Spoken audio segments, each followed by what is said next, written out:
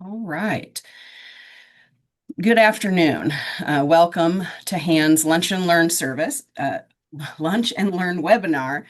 Affordable housing isn't affordable anymore, the human reality. My name is Andrea Davis, and I serve as Executive Director of Hand. This webinar is part of a new Lunch and Learn series made possible through the support of the Hamilton County Community Foundation and builds on conversations that began at our suburban housing conference earlier this year. Today, we're discussing a challenge we're seeing across our communities, housing costs that continue to rise faster than incomes. We're seeing two things happen at the same time. Some people who need affordable housing options are not able to qualify to live in affordable housing, and others who are able to access the limited supply of affordable housing that we have are finding it difficult to remain housed given the increasing costs. In Hamilton County alone, nearly 1 in 4 households are either living in poverty or are struggling to make ends meet. That population that's living above poverty but still can't make ends meet, that's known in the circles we travel in as the ALICE population. And that is an acronym that stands for asset limited, income constrained, but employed. So these are working poor, folks who are working, trying to make ends meet and just falling a little bit short. We've put together a series of real resident scenarios that will help us understand what households are experiencing, what organizations are seeing on the ground, and where gaps exist between incomes and the housing costs. This is a webinar. We're recording it, so the recording will be available to share after this. So thanks for joining us today. Let's meet our panelists today. First is Cecily Cliff. And I will just ask you to briefly introduce yourself, your organization, and who you serve. Good afternoon. My name is Cecily Clift, and I am Director of Resident Success or Resident Services with the Jean B. Glick Company. We have a portfolio that spans seniors, family, affordable, conventional. My work is more so in our affordable portfolio, and that includes, again, both seniors and families. Wonderful. Then we have Teresa Caldwell. She is the township trustee for Noblesville Township. She unfortunately isn't able to be on camera with us today, but we wanted to make sure we had her perspective represented. So you'll see her with a little camera logo when she's talking. Teresa, could you introduce yourself and let folks know who you serve through the township trustee's office? Yeah, so again, sorry about the camera. But yeah, I'm the Noblesville Township trustee, and we serve Noblesville Township, which is a lot of Noblesville, without going into a ton of explanation. But we serve everyone. We serve seniors, all age groups come in. We help with rental assistance and utility assistance. And we also see homeless people as well. So that's where the housing component comes in for us. Absolutely. You Yeah. shared recently, how many home folks in need of shelter did you all serve last year? Last year, we served 208 homeless individuals came into our office, and not clearly not all of them got housed. Sure. It's a whole lot of different issues with addiction, getting out of jail, Sure. seniors living in cars. Um, some of those we just gave gas cards to so they could maybe move on to the next town. We have laundry vouchers. We have a shower in our office that people can take showers. So it's just a variety of services for each of those individuals. But our ultimate goal was to get them to an appropriate shelter, get them on a list like Hand, or a list like Noble Manor. Um, and I can't remember how many we were successful in housing, but probably not even close to 20, I would Oh, say. wow. Yeah. Yeah. Yeah. I think it's really indicative of the need. I think so many people have this perception that, Hamilton County is paved in gold and we don't have needs. So thanks for Yeah. my minor uh, Yeah. diversion there. So Kara Osberger from Grace Care Center Foundation, please tell us a little bit about the Care Center and who you all serve. Absolutely. Thanks for having me. Grace Care Center is home to Hamilton County's largest food pantry. It's designed as a grocery store, and that's really our first step. We regularly serve about 2,400 to 3,000 families every single year. And we do that through the food pantry, but and also through this suite of wraparound services under the same roof designed to walk with people from a point of crisis until they're no longer needing any services, which is really terrific. So we engage anywhere from 250 to 300 volunteers every single week to make that happen. So we're definitely a community center. We see families, individuals of all ages, all races, all nationalities, all religions. It's wonderful. It's just a beautiful community. It really is amazing. If any of you haven't had the opportunity to see it in action, I really recommend Thanks. going there as a visitor. If you're able Please. to tour it even better. So, all right. Absolutely. So let's get started talking about what we're seeing out in the community. We'll start with one of our resident scenarios. These are actual, no names are being used, but actual scenarios of folks who either live with us or who have reached out to us for assistance in finding housing. This is an example of a difficulty some families have in finding housing that fits the need that they have. So we had a mother of 5 who is on the verge of homelessness. She receives about $2,000 a month from survivor benefits and child support. She has a child with autism, multiple children with individual education plans and 504 plans, a prior eviction tied to domestic violence, and has spent years on housing wait lists, like Teresa described, with organizations like HAND and others that do provide some affordable rental housing. She has turned to 211 for help. She's worked with her township trustee and been directed to multiple housing resources, but has been unable to find housing that fits her family's size, needs, and budget. 5 kids and an adult, you're not going to be very comfortable in a 1 or 2 bedroom apartment. So this is an example, certainly with $2,000 a month, that's $24,000 a year. If I'm doing the math right, always dangerous. Certainly would qualify income wise for affordable housing, but with a need for such a large unit, and the eviction, things like that, it's difficult. So let's start with Teresa. You mentioned some of the housing related challenges that you all see in the trustee's office. What are you seeing most often? What kind of situations are you seeing that send folks to you? We seem to be all over the board lately. Starting in January, we had, I believe it was 3 or 4 senior citizens living in their cars, getting roughly 900 to 950 a month on Social Security. We currently have a family in our shelter. So our office also owns and operates 2 small transitional houses. We currently have a family in our house. They've been in there almost a year, but they both have felonies. They have a child. And so, with a felony, it's hard to get anywhere. It's hard to get a job. They also have no transportation. They had saved money for a car, roughly $2,000, got a car, and of course it broke down, which is somewhat typical of that price range of a car. So it's a struggle because they have to walk to work. Right. And then, of course, with the felonies, it's hard to get a job.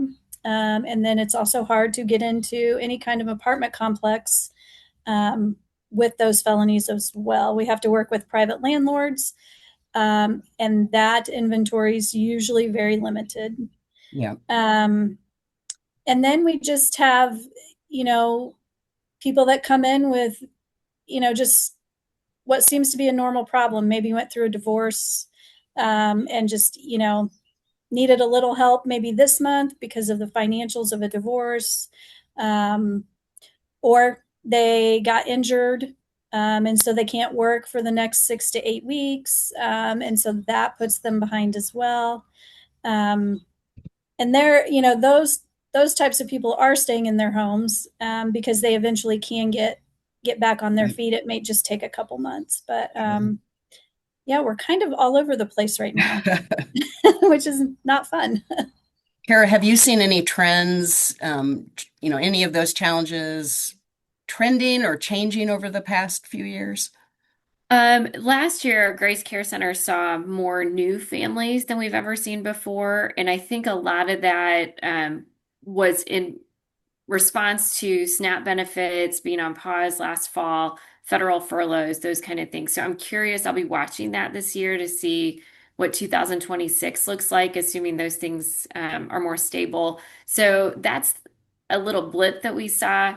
In response to housing, what we see is that families are often working and still having trouble finding something they can afford. Teresa's example was very good.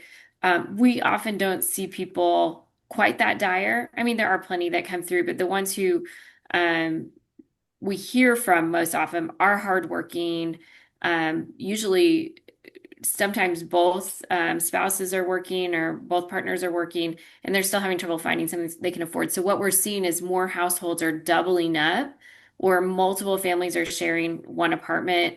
Housing insecurity, sometimes it looks like six or eight people trying to fit in that two-bedroom Yeah, apartment, kind of like what you were sharing, Andrea. So for it sure. just looks different in Hamilton County. I have a group I volunteer with in New York City. It looks very different in New York City than it does here, but Sure. it's still, It's still individuals are still real. feeling that pressure. Yeah. Yeah. Yeah.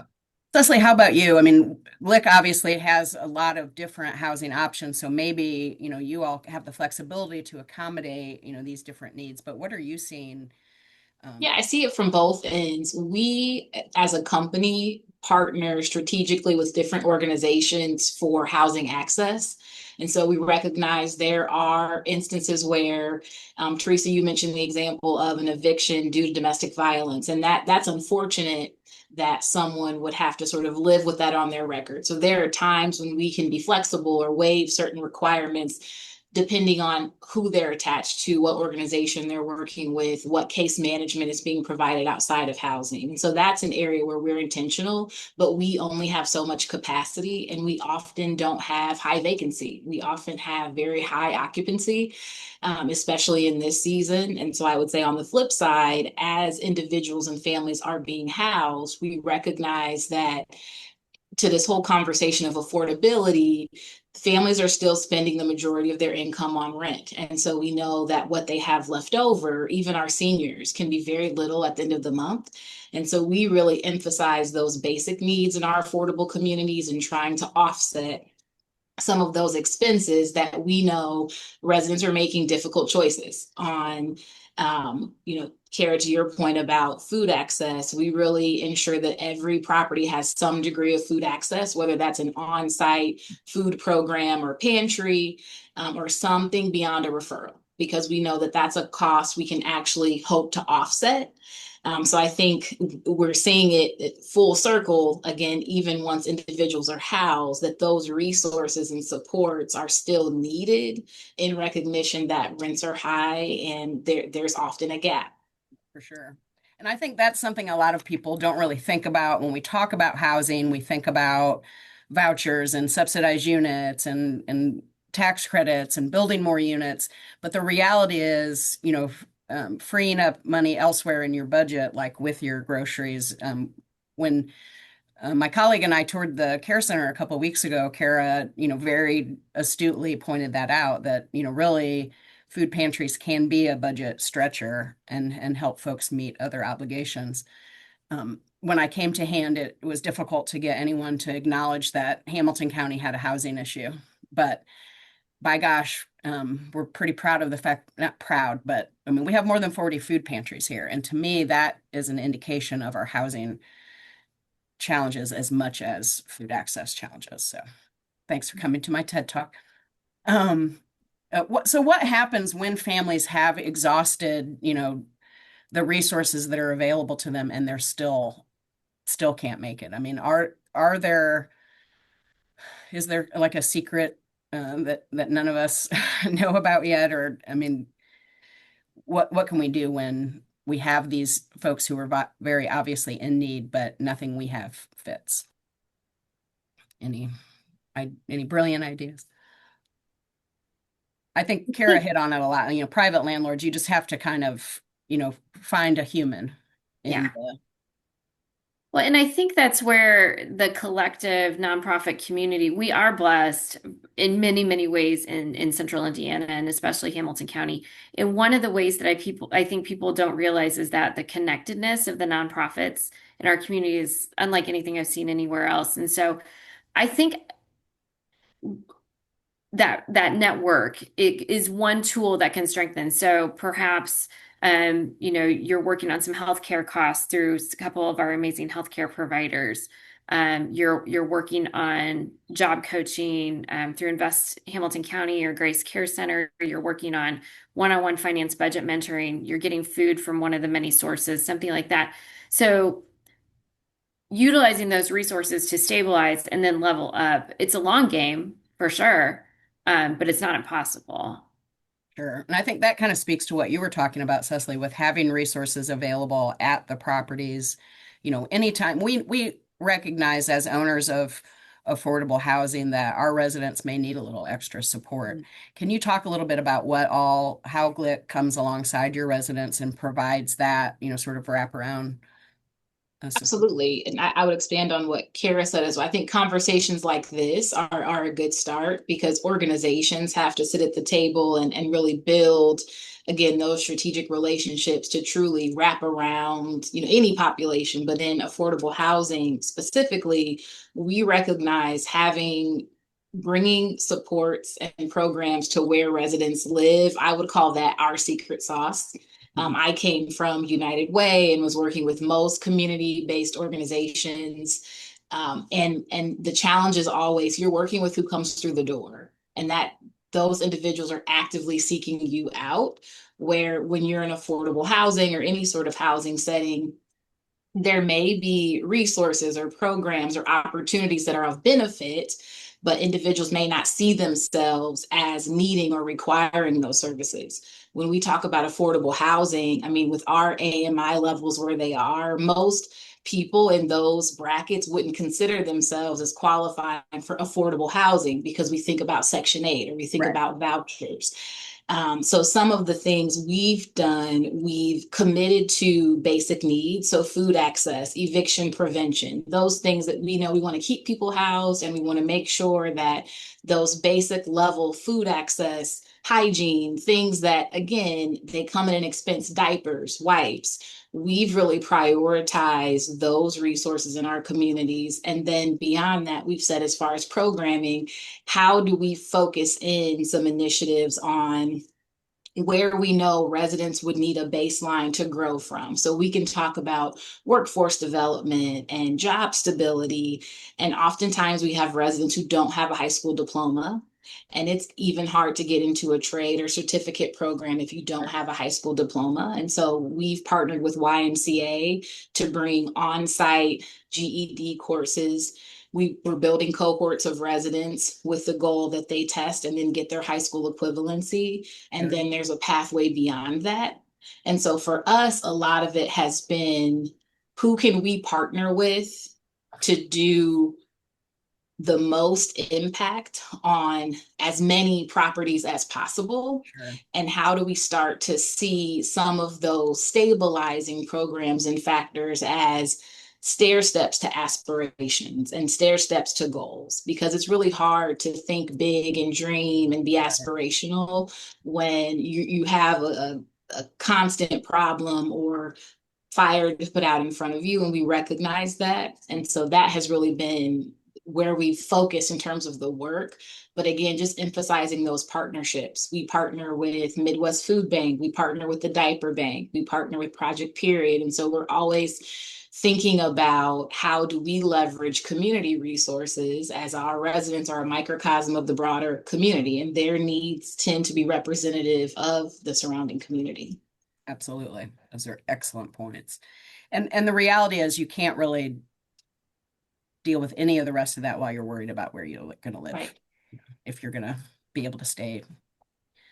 Very good. Thank you so much. Okay. So another situation that we see is, as you alluded to, Cecily, like the income levels, the income limits for affordable housing are not as low as some would assume. There are lots of assumptions made about affordable housing, including that, folks who qualify for affordable housing are, the poorest of the poor and don't work and, kind of live off the system, things like that. And the reality is, these are hardworking folks who, many households have multiple jobs, just trying to make ends meet. And what that creates is a kind of a narrow window where someone earns enough, doesn't earn too much to qualify for affordable housing, but earns enough to be able to pay the rent. And that's a delicate balance, right? Because we don't want, as affordable housing providers, we don't want to take 50, 60, 70% of our residents' income for rent. So we try to be cognizant of that. Our rents obviously are lower, but so rather than Babylon, let me give you a resident scenario. We had a single parent of three who qualified for a 3-bedroom rental unit that we have and was approved to move in. But during the final compliance review, and this is when we're looking at bank statements and pay stubs and all of that level of detail, the qualification process has been described to me as both an upper and lower GI, if that gives you an idea of what we're talking about. But during the final review, staff discovered that this applicant actually earned about $2,000 annually tutoring that hadn't been previously disclosed. And that income actually pushed the household over the income limit, and we were unable to approve the application. So here's someone who obviously needed housing because they did a little bit of extra work to try to make ends meet. That pushed, that temporary income pushed them over the income limit and sort of locked them out of this opportunity. Kara, do you see gaps like this? What other gaps exist for households that, further kind of complicate this situation that we're in?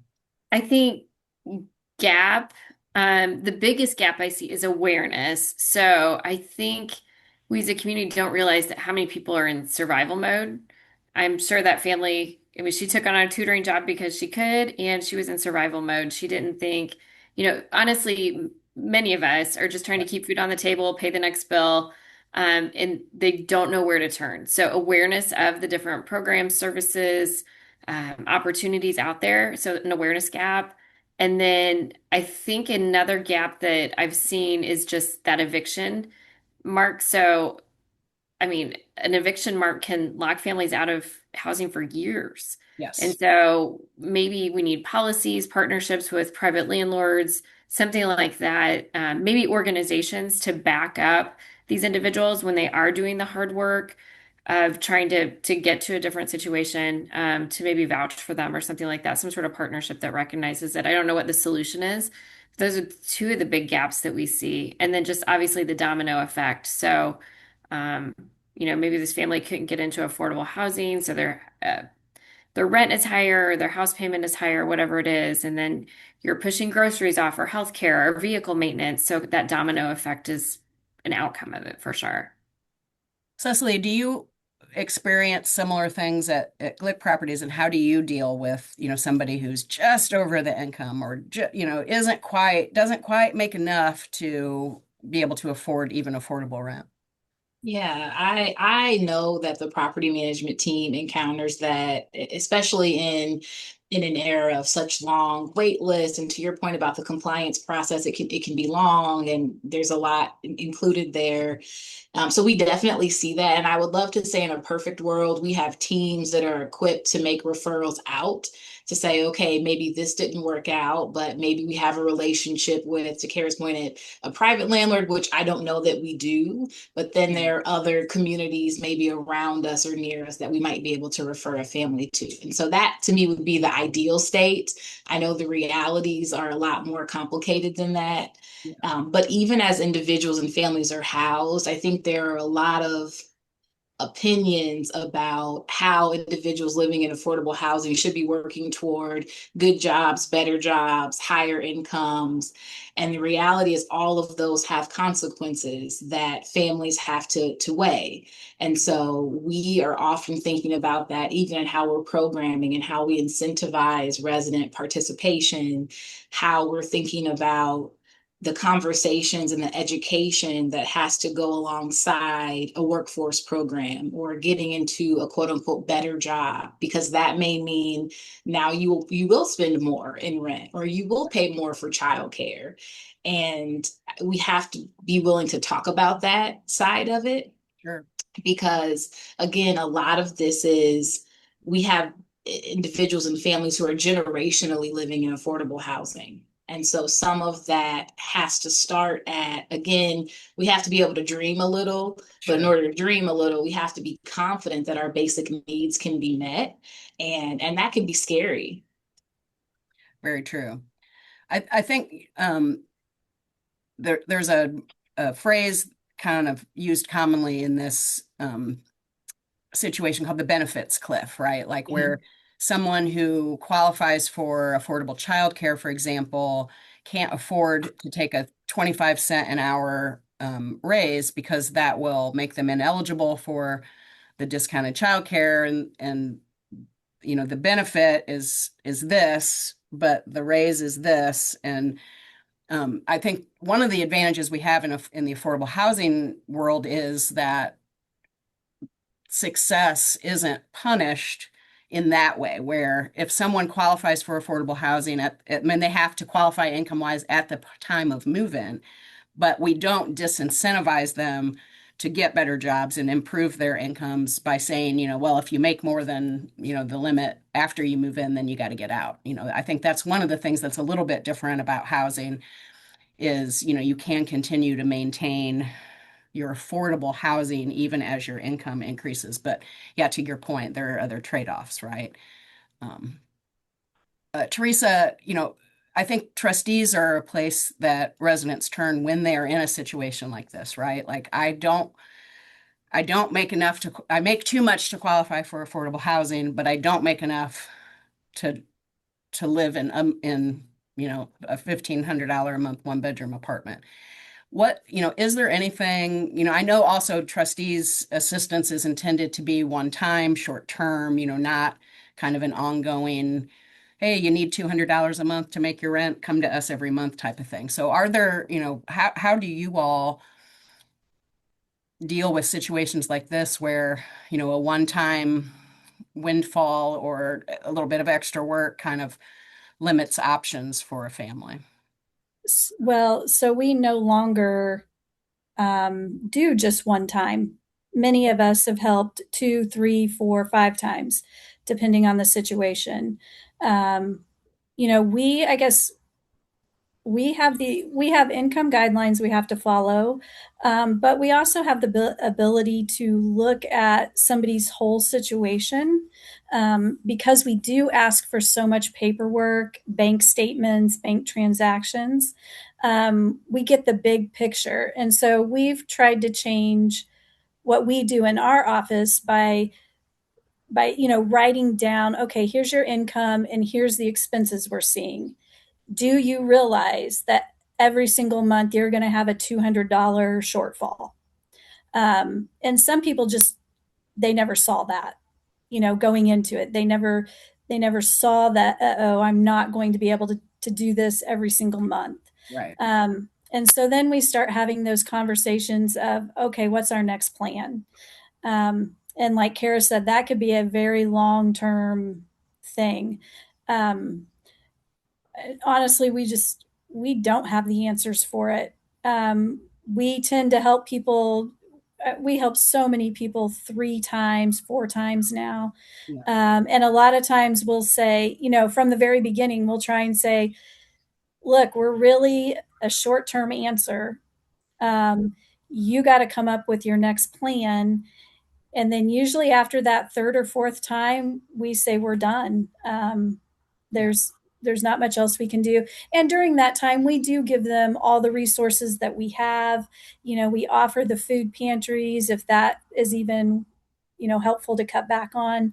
Sure. So we try and work with other agencies and get them that extra boost, but a lot of times it's going to take way longer than 3 or 4 months to make a better income, or if you even try and get out of a lease, so many apartment complexes, you have to pay the next month or the next 2 months. Sometimes we've been lucky enough to negotiate with them, but it's very rare. Yeah. And just to speak real quickly on what you guys have all really touched on, awareness and education. So many people have the misconception that we see a lot of people from Noble Manor, which is our low income apartment complex.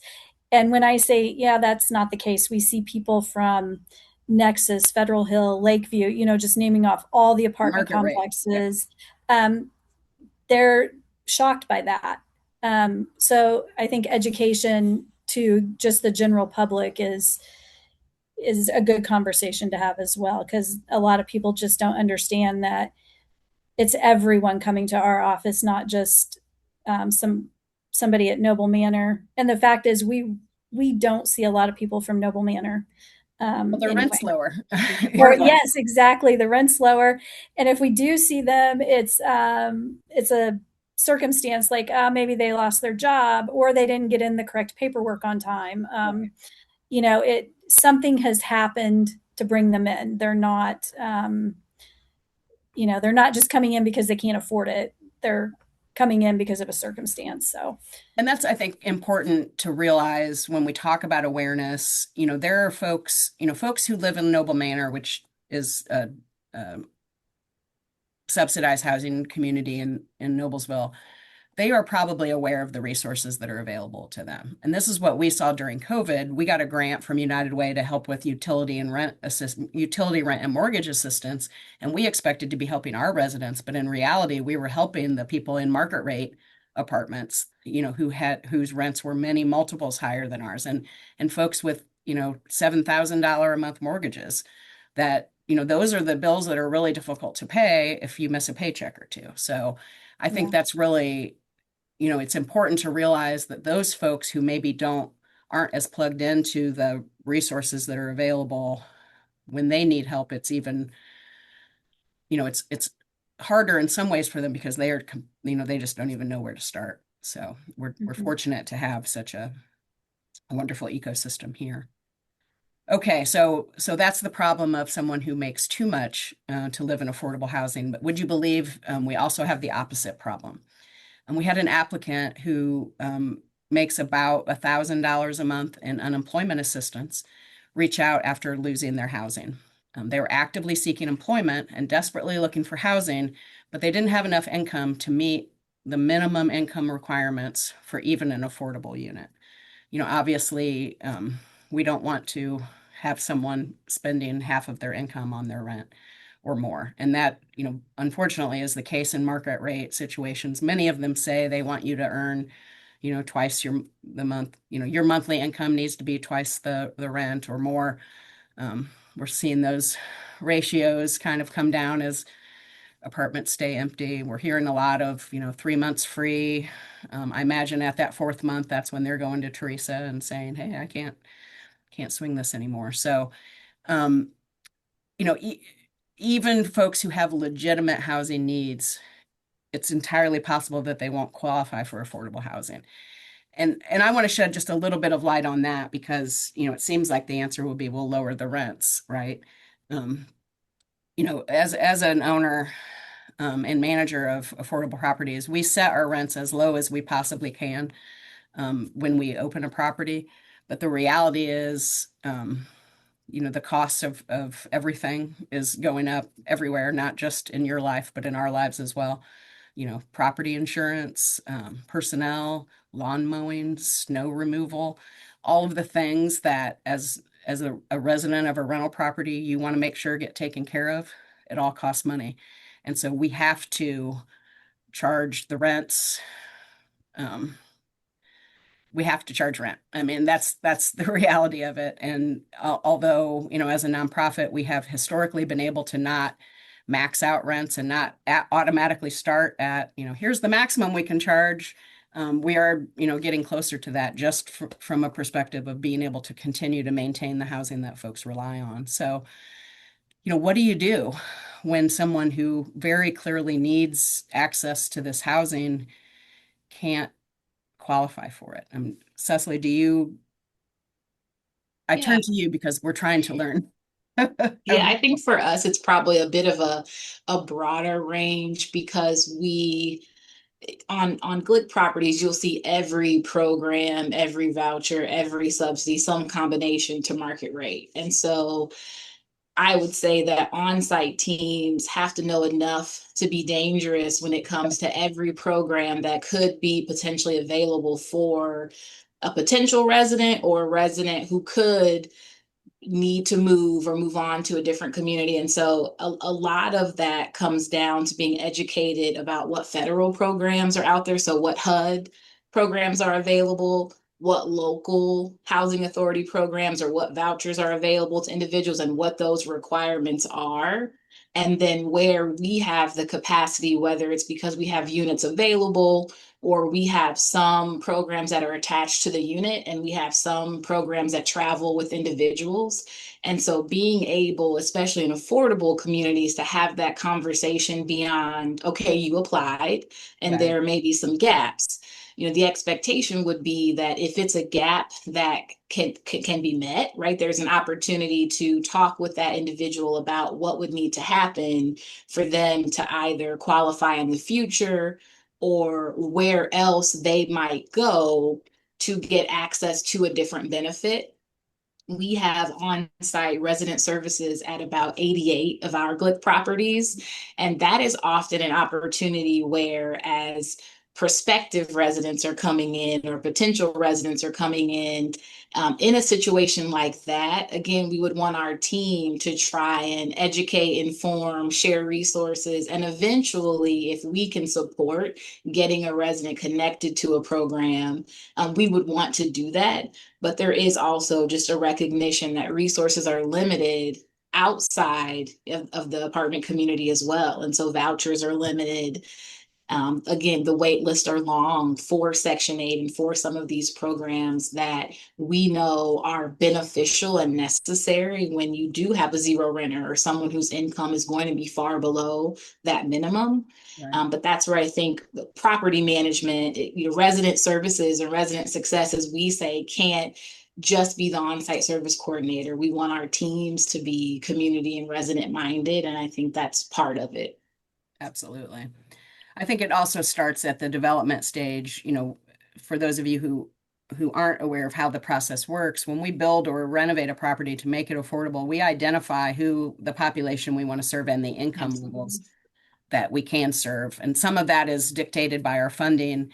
But we're encouraged to serve, kind of the lowest of the low incomes. But the reality is, the rents for the very lowest income aren't sufficient to pay the costs. And so that's where, as owners, we have to balance that. And so it's very smart to think about all those outside resources that you can layer in as well. Kara, what other supports or resources do you think are making a difference for households in this situation where they just can't qualify for any, their options are so limited? Yeah. I would say that we rarely meet people that have just one problem. So it's not just housing instability or food insecurity. It's usually kind of interconnected challenges. So maybe we have a high interest credit card and we're building up debt. Maybe it's lack of knowledge of job opportunities or how to do a resume, or your car broke down, you can't get to work, something like that. So there's kind of usually interconnected problems. So addressing housing requires, I think, addressing more things, not just housing alone. So solution wise, I have no, I don't know. I think just as connected, Cecily, I've been taking all kinds of notes. I love all the approaches you're bringing into residents where they are. I think that that is so important. And I'm just already trying to think about ways that maybe we could start to do some of those things as well. But so I guess to answer your question, Andrea, interconnected services, making sure that you're looking at the whole person. So, can we work on debt consolidation? Could we, work on some legal help with evictions or whatever it is? What are the supports we can customize almost for each person? And I think it's going to take, again, a network of community partners working together on that. It's not just going to be Grace Care Center. It's not just going to be HAND. It's not just going to be whomever. But I think we probably need to have interconnected conversations with individuals. Absolutely. And there's Teresa? not a one size fits all. I mean, goodness, right? Right. No. Everyone has different No. problems, and, Yeah. and as a result, the solutions are different. Yeah, exactly. Teresa, do you have anything to add on this? Are you seeing this play out in your office as well? Yeah, I mean, I think the only thing I would add is so often now that we tell people they have to move out of Hamilton County in order to afford anything. And so we tried to start getting resources from like Anderson, Muncie, Indianapolis, Kokomo, just every surrounding place that we can. Um, and that's a conversation we hate to have, but if you don't have the income and you can't do it, then you can't stay, and that just stinks. Really does. Because you're moving out people who want to work, you're moving out people who benefit our community, and they just aren't making enough money, and we don't have the answers, and it's honestly very depressing. So Imagine. Okay, well, yes. yeah, It's a reality, unfortunately, it is. when affordability is such a huge percentage of your income.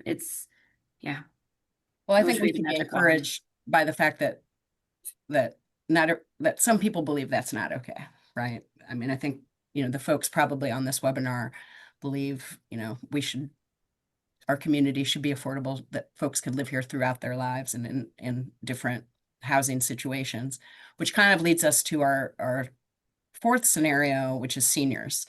HAND actually started out building rental housing for seniors specifically, in part because as we all know, affordable housing has kind of a negative connotation and a stigma, and it's a little easier to swallow the idea of seniors living in affordable housing than the scary stereotype. So we started out building for seniors. As I said, as a mission-based organization, we started out trying to keep rents as low as possible, but have in recent years realized that we just can't sustain that. And so we have been increasing rents, and what we hear from our residents, particularly our seniors who are on fixed incomes and relying almost, many of our residents don't have big retirement savings. They're not, pulling from their 401k for living expenses. Many of them are living almost exclusively on Social Security. And when your cost of living increase is 2 or 3% and your rent goes up 10%, what do you do? That's obviously not something not a conversation we want to have with our residents. We pride ourselves on providing housing stability, and we want folks to feel like they've got that until they can no longer live on their own. So, that's something we personally have struggled with. I'm interested in Cecily, let's start with you, how you've seen these challenges changing over the last few years, for specifically around like fixed incomes and folks who don't have a lot of opportunity to increase their income.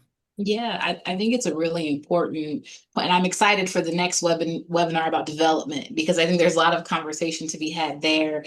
I mentioned earlier, a significant portion of our population is the senior population, whether that's Section 8 elderly, that's HUD's language, or our senior communities where the ages are higher, the income ranges vary. And people are often surprised when I talk about Section 8 communities and our elderly population, and how what communities, even here locally in Marion County, are affordable senior housing.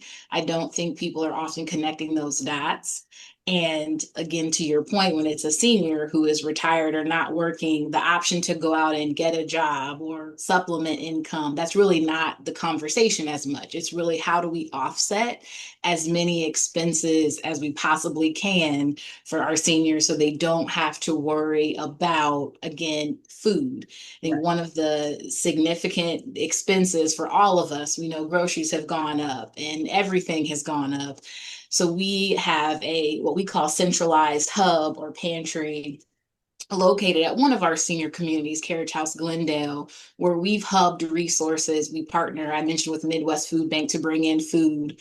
We partner to bring in hygiene products and different things that our service coordinators come pick up for residents. And that's in addition to partnering with several other organizations to, again, bring as much as we can on site for those seniors as possible.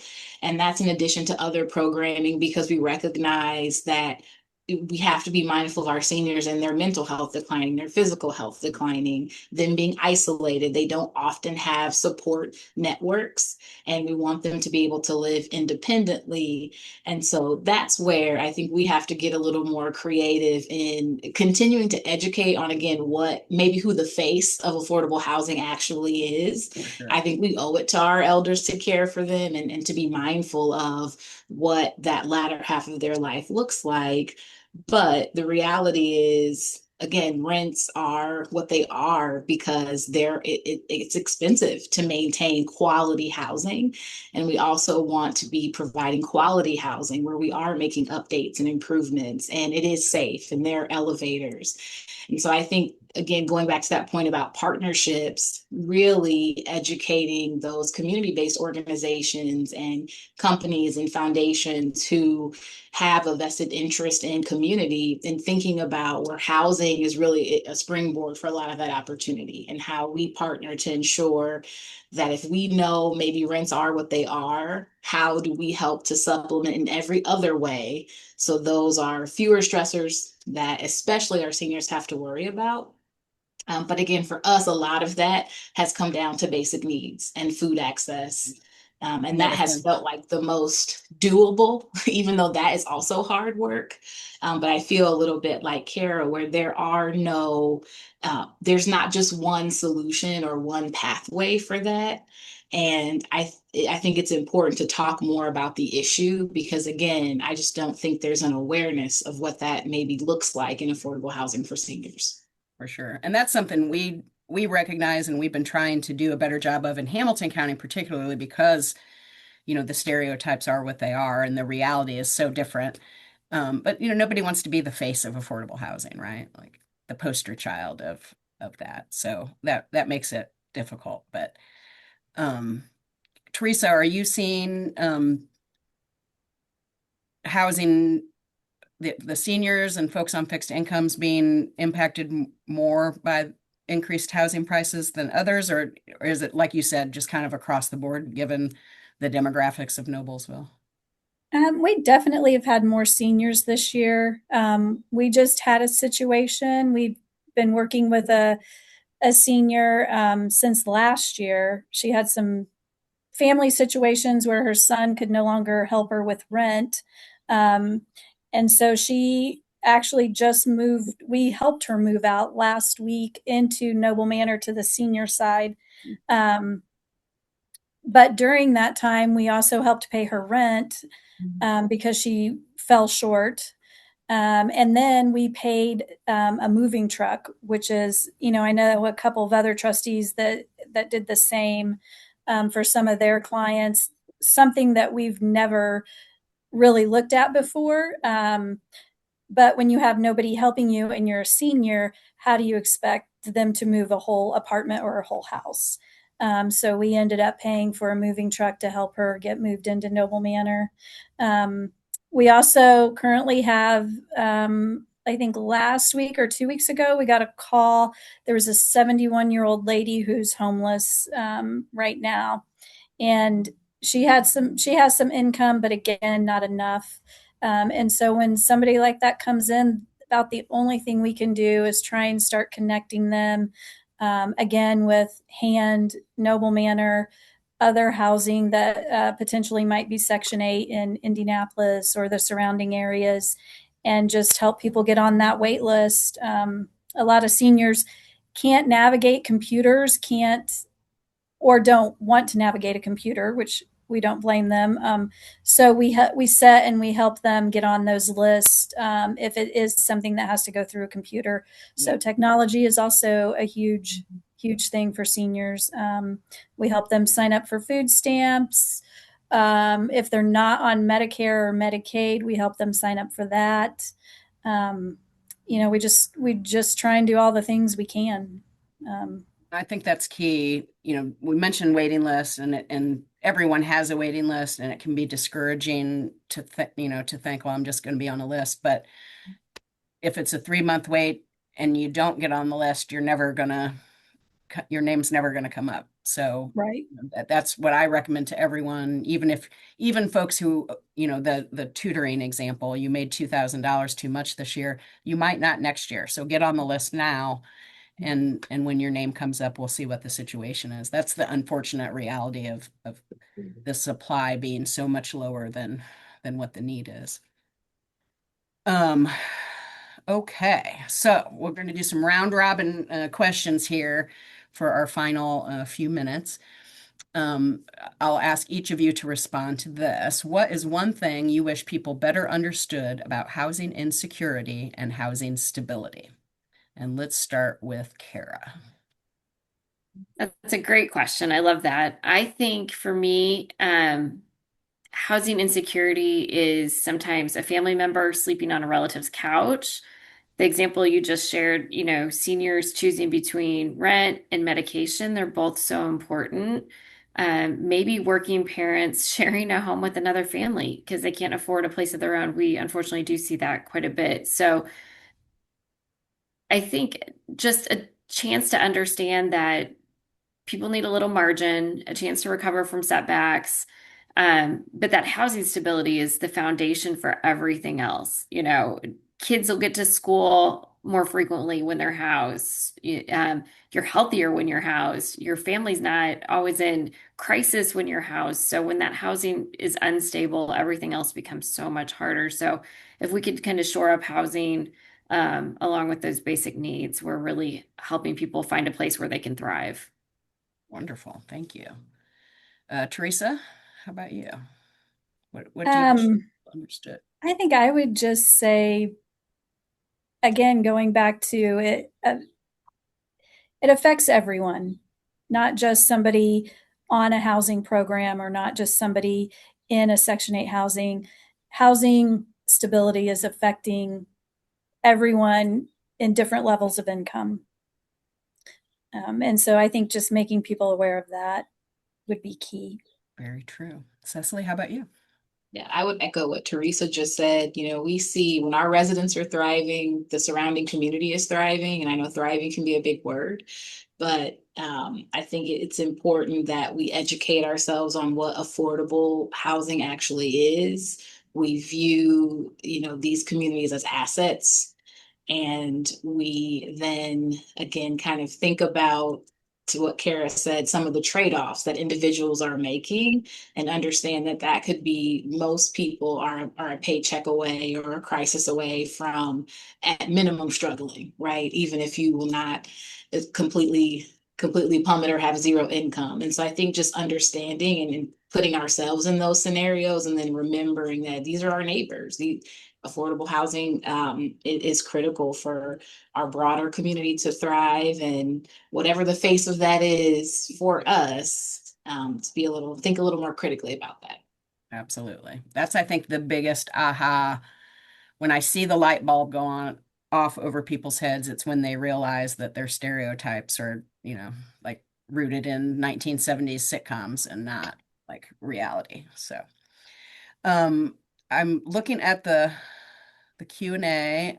We had one person just wanted to point out that churches oftentimes might be available to help seniors move and that sort of thing. So that's a wonderful resource to keep in mind.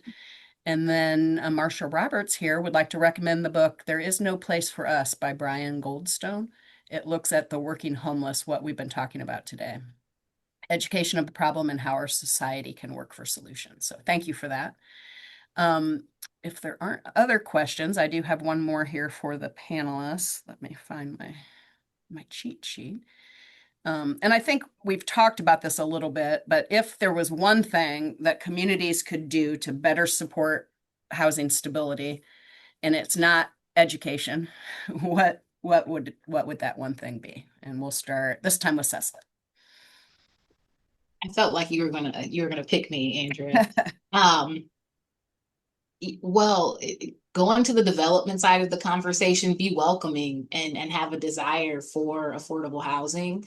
And so I won't mention education again, but we have to build more affordable housing, and that just is what it is. There has to be more housing accessible, and it needs to be affordable. And then I think to the flip side of that, community-based organizations having an awareness around housing. So everyone shouldn't become a housing-centered organization, but we should understand that if we claim our work is holistic or full circle, housing has to be a part of that conversation. And so where do different organizations see themselves fitting in the conversation around housing? And how do those organizations start to set the table with other community-based organizations and housing providers to say what partnerships should we be developing, what conversations should we be having, what goals should we be setting? That would be my 2 cents. I'm going to give you at least a dime on that one. Very good. Very good. How about you, Kara? Put myself on mute, sorry. Yeah, and one thing that we haven't really talked a ton about today is early intervention and the difference that makes. I don't have any solutions there, but if families can connect with these organizations in town, if they can connect with the trustee's office before they're at that point of eviction or point of crisis or whatever, maybe there might be more solutions available. So advocacy, awareness, storytelling, some of these stories that you told, we all have them. And yes, no one wants to be the face, but there are some really great ways you can dignify storytelling to get people's attention. So they're like, oh, wait, that's happening to me. Maybe I should, it's a red flag. Let's figure out what we can do to get ahead of it. Sure. Thank you. Teresa, is there something communities can do better to support housing stability? No, I think again, we just have to build housing. Yes. Affordable housing is what Hallelujah. it kind of, yeah, that's what it boils down to. I think in Hamilton County, we have so many resources and great communication between all the resources. And we just don't have that housing. Well, Hand would love to do something about that. So Yeah. nice tee up. Thank you. Yes. Thank you so much, Teresa, Kara, Cecily, for sharing your experiences and perspectives with us today. Today's conversation highlights that affordable housing remains a critical resource in all communities. But we're increasingly seeing households struggle to access it, qualify for it, or remain in it. Some people can't get in, and other people can't stay. And understanding that reality is the first step towards addressing it and educating our communities about the need. Thank you so much for joining us today. We hope you'll join us again tomorrow for the second webinar in the series, Affordable Housing Isn't Affordable Anymore When the Math Doesn't Math. That's my kind of title.